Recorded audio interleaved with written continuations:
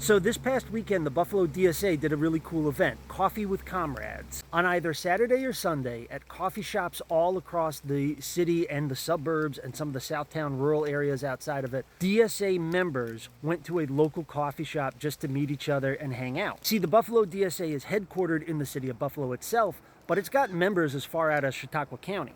So us DSA members who are spread out all over the Buffalo metro area, we've been going up into the city to go to events, or we've been going to Zoom calls or whatever.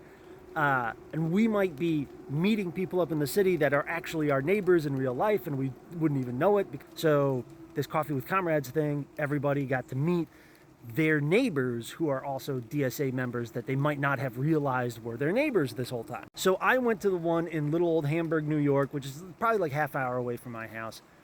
And I thought it was just going to be like me and Sarah Rodriguez. Hi, Sarah Rodriguez. Sarah Rodriguez is a DSA member and like a very, very, very active community organizer out in the town of Springville.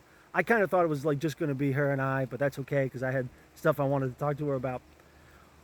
But 10 people showed up. 10 people showed up at the little one out in the little town, out in Hamburg. 2 of them were people from the town of Cheektowaga who came down to like make connections out in another location. Hi, Leslie. Which is very cool.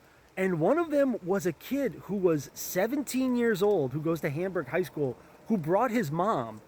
And the kid floored all of us. Because this kid, he's 17 and he's reading theory. He understands theory better than some of the DSA leadership right now, and he's like getting it, like he's like rattling it off, and like you like it was Pokemon lore, like he was deep in the shit. Like, you know, I'm talking to this kid, he's 17, he's like, well, I mean, the way I understand it, it's like because the establishment Democrats after the Civil Rights Act sided more with like the compromise position of an MLK, I can get how that would make it all about identitarian politics, which really loses all momentum of an international working class struggle sort of politics. It blew me away because like for this kid it was not about aesthetics, right? It wasn't about like cosplaying rebellion. He like really genuinely wanted to understand the history of the American left and have like an analysis and an understanding of it.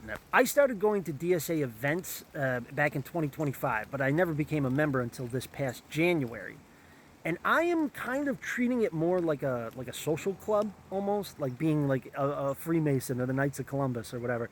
It's just, if I'm in it and I meet somebody else who's in it, I know, okay, already from the jump, you and I are on the same page about enough important stuff that I can have a real serious conversation with you, which is like a whole nother way that you can treat the DSA. Like basically right now, the DSA has become home to anybody who's like left the center and frustrated with the Democrats' inaction. And that is a pretty big umbrella. That's a lot of different people, and a lot of different people end up in that position for a lot of different reasons. So yeah, cool event.